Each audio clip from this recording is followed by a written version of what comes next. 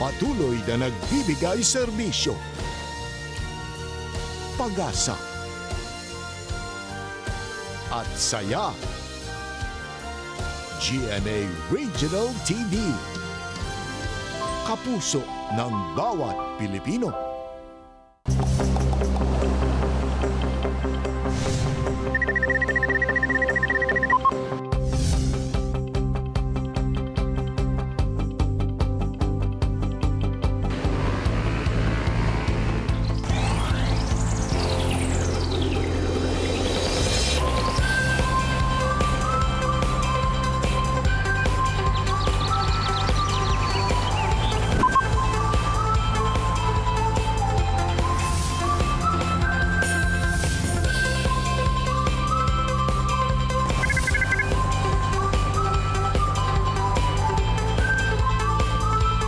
Kini ang At Home with GMA Regional TV. Happy Wednesday morning mga kapuso all over Mindanao. Dako na kayo og ngisi ang mga empleyado karon kay nagsugod na ang long weekend. Karong adlaw mga kapuso atong gina-commemorate ang 124th anniversary of the martyrdom sa atong bayani si Dr. Jose Rizal. Mayong buntag say. Mayong buntag sa jail at tama ka na jail ug unta magpabilin kanato ang mga maayong buhat sa atong pambansang bayani. Og 2 days na lang gayod, 2021 na. Mga kapuso, karong buntaga kay lagi Rizal Day. Atong sayron ang mga legasiya ni Dr. Jose Rizal sa Dapitan City kung asa siya gi-exile. Atong makauban ang officer in charge sa Rizal Shrine nga si Sofia Bagolbo. Samtang ato sabsayron ang istorya sa mag-asawang volunteer firefighters dinhi sa Davao City, si Bugi ug Emeline Fernandez. Og sa Best Talk, makauban at si Resi, si Kapusong Abdul Rahman.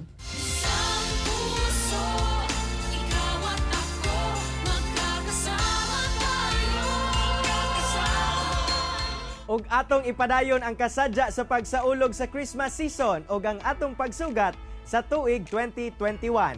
Pinaagi sa isang puso ngayong Pasko, Caroling Challenge, kauban ang Cagayanong si Honey Mangubat. Isang puso, ikaw at ako, magkakasama tayo. Isang puso, ngayong Pasko, nagmamahalang totoo. Isang puso, ikaw at ako, nagkakaisa tayo. Isang puso, ngayong Pasko, para sa Pilipino. Daghan king salamat Honey og advance Happy New Year. Mga kapuso, aron madungusab sa tibuok Mindanao ang inyong tingog. I-video lang ninyo ang inyong pagkanta sa chorus sa GMA Network's Christmas Station ID 2020 ug i-message kini sa Facebook page sa At Home with GMA Regional TV. Join na mga kapuso! Mga kapuso, gihinumdum nato karong adlaw ang pagkamatay ni Gat Jose Rizal nga giila isip atong pambansang bayani. Og subay niini atong makauban si Ma'am Sofia Bagolbok, ang officer in charge sa Rizal Shrine sa Dapitan City. Aron tagaan kita og ideya sa legasiya, inspirasyon og pagtulun-an ni Rizal sa syudad nga nahimo niyang Pinoy-anan una siya mipanaw. Ma'am Sofia, mayong buntag og dayon sa At Home with GMA Regional TV. Kamusta, ma'am? Mayong buntag, okay ra pod. Karong adlaw atong i-commemorate tuod ang 124 years nga martyrdom ni Rizal dito sa Luneta. Ma'am, unsa ba ang mga legasiya ni Dr. Jose Rizal sa Dapitan City og nagpadayon ba kini hangtod sa karon? Una, ang Punto del Desembarco nga naa mahimutang sa Santa Cruz Beach kung diin siya ni dunggo sa iyang pag-abot gikan sa Manila. Kaniadtong July 17, 1892. Kay si Rizal wala gyud ni balibad sa pagwapo sa among plaza. Kana karong plaza nga inyong makita karon, mao kana ang plaza nga sa panahon gihapon sa pag-abot ni Rizal diri. So, sa southeastern portion of the plaza, makita nato ang relief map of Mindanao nga gihimo ni Rizal mo na. And another thing, ang ang kabilin mao kini dinhi sa Rizal Shrine. Ma'am, unsa sab ang simbolismo sa Rizal Park and Shrine sa atong bayani nga si Dr. Jose Rizal? Dinhi mo makita kung giunsa niya pag-spend ang 3 ka tuig o 4 ka bulan sa iyang pagka-exile diri sa dapitan. Karon ang Rizal Shrine kundiin nahibutang ang museo ni Jose Rizal sa dapitan, napalit niya ang 16-hectare tract of land in the amount of 18 pesos at the time. Gi-focus yun sa National Historical Commission kining niag yung dinhi sa ubos dapit na portion nga diin makita nato ang mga different houses nga naa siya yung mga purposes para sa maong mga houses. Naay Casa Quadrada, motoy iyang pupils dormitory.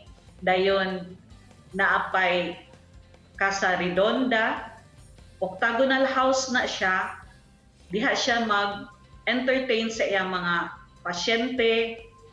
Dayon diha pud unang nagpuyo sila ni Josephine Bracken pag-abot nila diri sa dapitan. Dayon naapod siya yung mga 2 small hospital houses nga inyong makita sulod sa shrine nga diha una na siya gihimo para pag kay ang iyang mga nephews ni bisita sa iya diri gihimo unta nga tea houses, and then doon na pay pinaka-residence niya diha siya nagpuyo kauban sa iyang mga igsuon, mga nephews, nieces nga og sa iyang mother pod nga ni bisita sa iya diri sa dapitan. Ma'am, sa museo ni Rizal, unsa ba nga mga memorabilia ang atong makita dinha? Atong makita ang original nga clothes, dayon na ay original pud niya nga table of blackboard nga iya anang gigamit samtang siya nagtudlo sa mga iyang mga estudyante diri sa dapitan. Dayon ato po makita ang sculptural works niya na diha. Dayon karon gi-modernize naman ang ato ang museum na nato yung mga interactive touchscreen nga monitor. Naapod tay e-learning room, naapoy usa ka room kundiin gipakita ang Road to Martyrdom.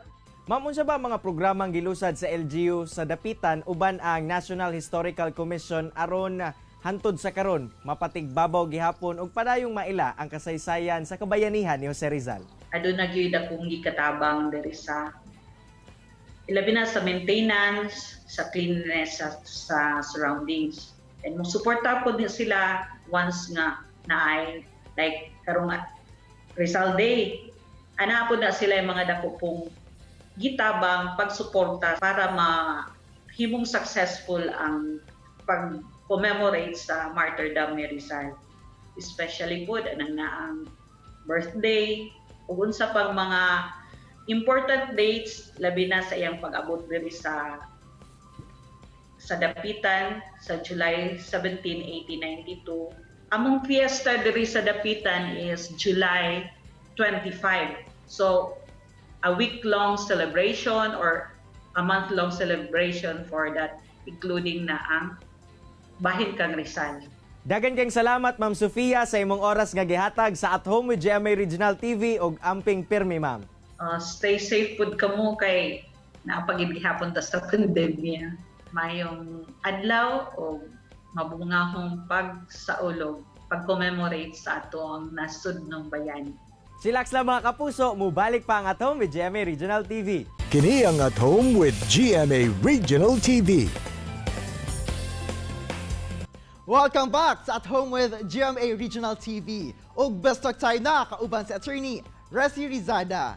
Resi!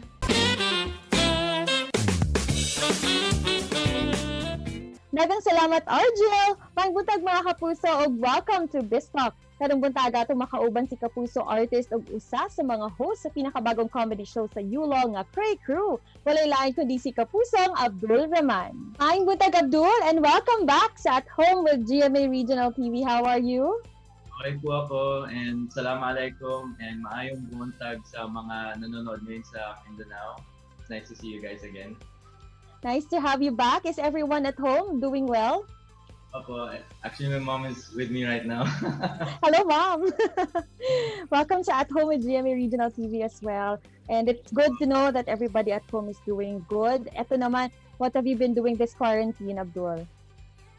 More of my streaming and nakakalabas na ako and I'm so happy kasi na-miss ko na talaga yung outside world. Alright, it's good to know. At syempre ngayon, kabilang ka sa bagong programa na aabangan namin sa numero 1 comedy channel na Jolo. Please share with us, Abdul, the good news. Ooh, it's going to be called The Cray Crew and kasama ako doon along with Alan Ansay, Kim De Leon, and Radson Flores. Basically, we are a group of very very close friends, and we're gonna be doing vlogs, challenges, at kung anumang kalokohan. Basically, we're just going to be having fun. Tapos, iba-vlog namin yung lahat. We're going to be going around Philippines. Sana after ng quarantine kasi right now medyo bawal pa. Something very exciting dahil 4 kapuso heartthrobs in one online show. Ano yung first impression mo kina Kim, Radson, tapos Allen? Starting with Kim. Sa una kasi nagkita kami noon pa sa commercial, sa mga VTR, sa mga castings. Tapos lagi ko siya nakikita. Tapos, di kami nagkakausap kasi parang ang tahimik niya. Lagi lang siya nakaupo dyan, tapos waiting for his turn. Tapos ganun lang din ako eh. Pero ang first impression ko sa kanya, nice guy talaga. Kasi kitang-kita sa mukha niya, laging nakangiti. Laging nakaganito. Kay Radson naman, it's very funny kasi the first thing I asked him was, do you play Dota? tapos sabi niya, yeah, ang ganun. Tapos doon na kami nag-usap-usap. Kay Alan naman, ang first impression ko sa kanya, almost the same as Kim, pero mas tahimik. Kasi si Alan, as in like, nakaupo lang siya, hindi siya nakikipag-interact kahit kanino. Pero I sensed a bit of innocence sa mukha niya. Kasi talagang innocent tingnan si Alan. I'm pretty sure everyone else will agree.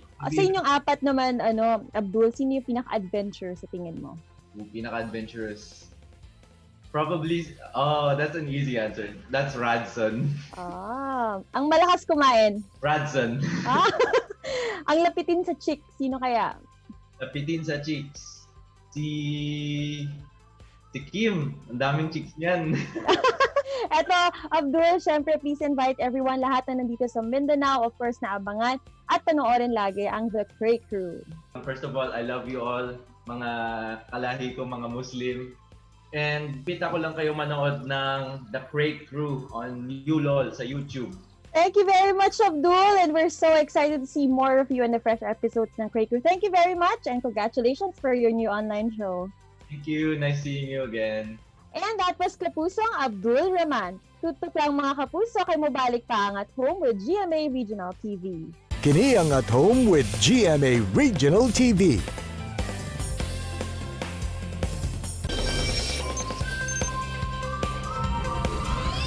Mga kapuso, karong Rizal Day, atong sayron ang istorya sa matawag nato nga modern day heroes, ang atong mga volunteer firefighters. Unsa kaha ang mga kasinatian ug sakripisyo nila. Ato makauban ang mag-asawang volunteer firefighters din sa Davao City, si Boogie ug Emeline Fernandez. Sir Boogie ug Ma'am Emeline, maayong buntag ug dayon sa At Home with GMA Regional TV. Kamusta mo? Maayong buntag, Sir Argil ug sa atong suking televiewers. May buntag, Sir Jill, ug sa ato mga televiewers. Happy New Year days sa tanan. Padayon lang sa pagpanimbasog sa kinabuhi luyo sa mga hagit maskin pa man og kita nagpait. Happy New Year.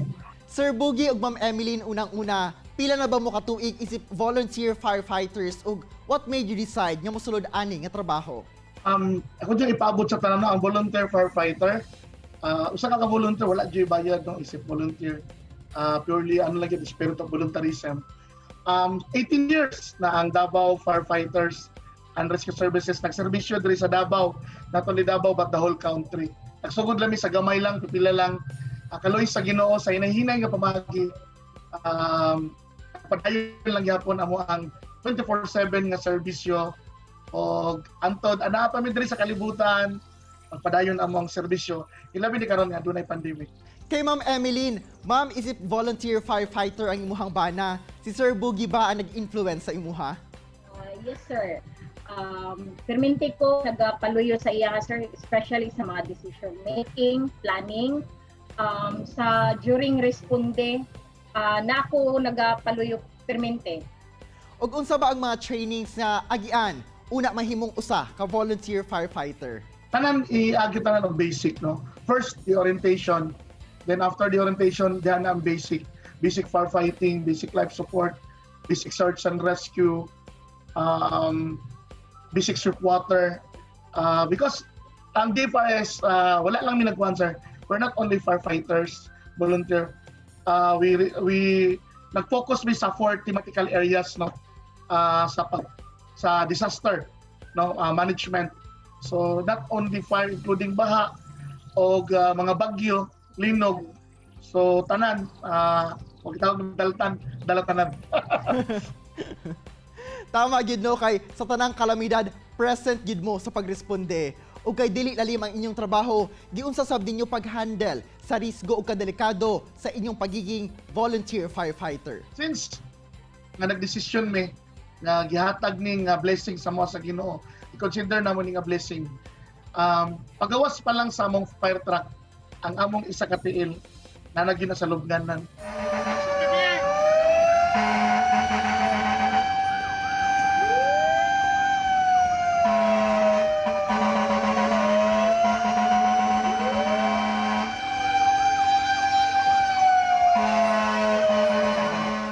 Siguro jud ko ana kay kabalo ko pagawas pa lang sa fire truck gikan sa stasyon wala na mi kabalo unsay mosunod.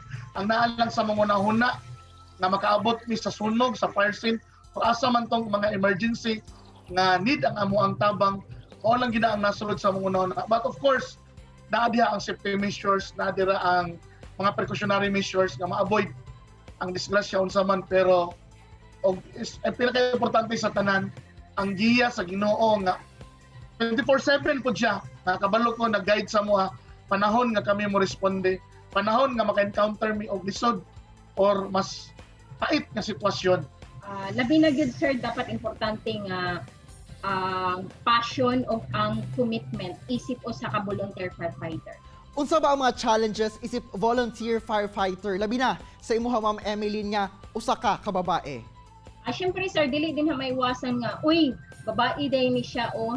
So, pag abot gid ana sir sa actual na fire scene, kung unsa ang ginahimo sa lalaki, same po na ang ginahimo sa babae nga volunteer firefighter. So, dapat ma-pop up nimo ang physical demands kay dili man gud maiwasan sir sa actual fire scene, maka-encounter ka din ha og sibling magkaroon ta og mga burns, smoke inhalations, katong mga hazards, then posible ang mga injuries from collapsed structure.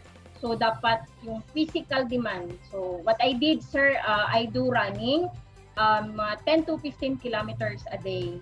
Kay lagi as what you've mentioned a while ago sir nga volunteerism lang gayud ning inyuha ug wala mo ginadawat nga sweldo sa inyuhang ginabuhat. Unsa ba naga-inspire sa inyuha nga magpadayon ug unsa sab nga satisfaction ang inyuhang mabati sa pagtabang sa panahon nga dunay mga panghitabo nga nanginahanglan sa inyuhang serbisyo? Ang motto gid sa Davao Firefighters and Rescue Services Volunteer is service to God, people and country. No? Ang pinakauna gid nga kini among gipili nga diri gid mi nga pwesto, kini diri gid mi because nagserbisyo mi sa Ginoo. Kini among nahimong pamaagi nga magserbisyo direkta sa iya nga mutabang sa atong kaigsuonan og pagserbisyo sa katawhan og pagserbisyo gid sa diri sa atong nasod Pilipinas nga kabalo ko life is too short but at least nakahatag-tag gamay contributions no. Dili ta magsalig unsay itabang sa gobyerno sa tuwa, but maguna-una ta unsa atong matabang sa gobyerno og pinaka-importante sa katanan ang simpleng pasalamat. Mingon after sa sunog pagawa sa fire truck gikan sa parcel mingon ang tao, sir dagang salamat dako na kay na siyang butang nga makatandog sa mga nahuna o sa mong kasing-kasing nga amo na siya ikalipay og dalhon na namo na sa amuang tibuok kinabuhi nga nami natabangan og nagpasalamat. Ang isa magod sa amo, sir, labi na sa mga mag-asawa, sir, mas maayo nang kami ang mutabang kaysa kami ang tabangan. Mao ginay angay natong hinumduman og ipatigbabaw labi na karong panahon na. Daghan ging salamat Sir Boogie ug Ma'am Emeline sa inyong pagserbisyo sa katawhan ug saludo mi sa inyuha. Advance Happy New Year sab. Daghang salamat. Daghang salamat ka puso. Say angayan gayud kapanalaminan ang maayong buhat sa mag-asawang volunteer firefighters nga sila Boogie ug Emeline Fernandez. Ngipatigbabaw ang pagtabang sa ubang tao panahon sa kalamidad ug uban pang panghitabo nga nanginahanglan sa ilang serbisyo.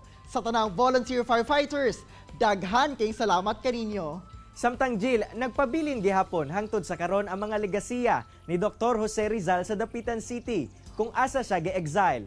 Pinaagi sa Rizal Shrine, mabalikan ang mga maayong buhat sa itong pambansang bayani nga angay lang nga hatagan og pagtagad hangtod sa karon. Sayong mga kapuso, masayo na lang alang kay kapusong Abdul Rahman ang pagganap sa iyang role sa online show nga The Cray Crew. Sanglit, barkada na niya daan ang iyang kauban ng cast. Mga kapuso, unta na inspire og nakakaton kamo sa gi-share sa itong mga bisita karong buntaga. Sama na lang sa panultihon sa atong pambansang bayani nga si Dr. Jose Rizal nga Filipinos don't realize that victory is the child of struggle, that joy blossoms from suffering, and redemption is a product of sacrifice. Haom sa tong episode karong adlaw. Mga kapuso, makita pagbalik ang atong episode pinaagi sa pagbisita sa www.gmaregionaltv.com. Ug ayaw kalimot, mag-subscribe sa official YouTube channel sa GMA Regional TV. See you tomorrow mga kapuso, ug always remember that God is good all the time. Ayaw sab kalimot sa pag-smile. Amping! Stay safe and healthy mga kapuso. Ako si Cyril Chavez. Kinisab si Orgil Relator. Buong puso para sa kapuso!